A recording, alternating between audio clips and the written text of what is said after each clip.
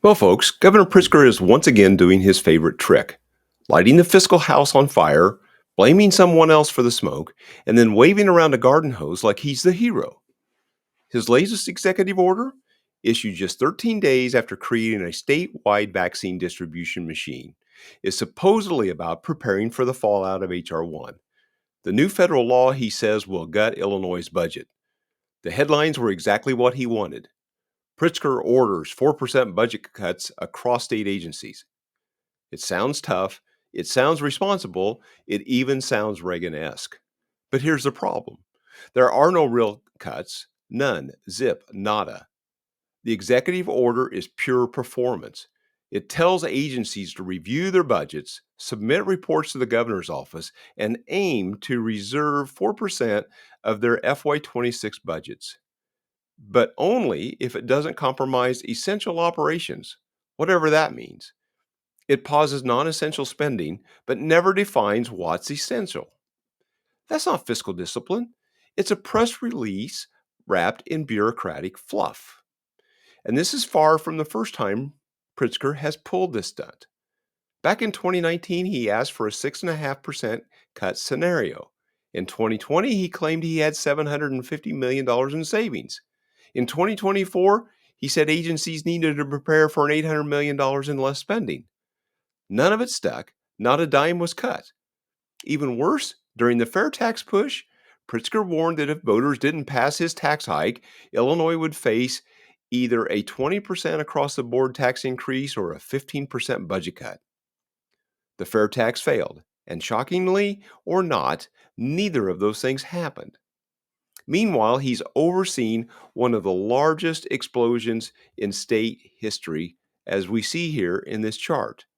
Since FY20, Illinois' budget has grown by over $15 billion, a 40% increase.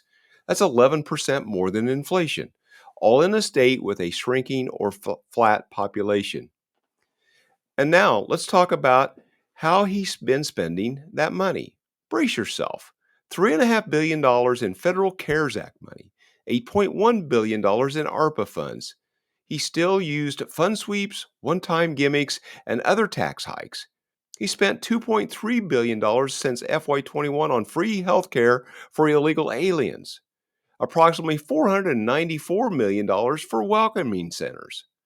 Threw in another $700 million into the Fund for Illinois' Future, a Democrat slush fund dressed up in buzzwords like violence prevention and youth employment, all in hand-picked districts.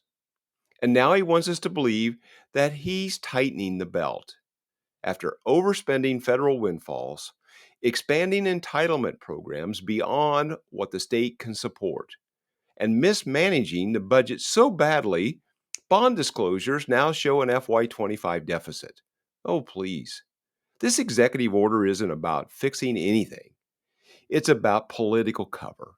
It's about Pritzker scrambling to get ahead of the financial reckoning he's caused. And now, just like clockwork, he's blaming Trump.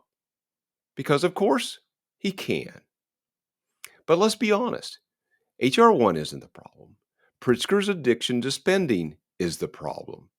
He's ballooned the budget, ignored the warnings, attacked fiscal conservatives as carnival barkers, backseat bellyachers, and doom grifters.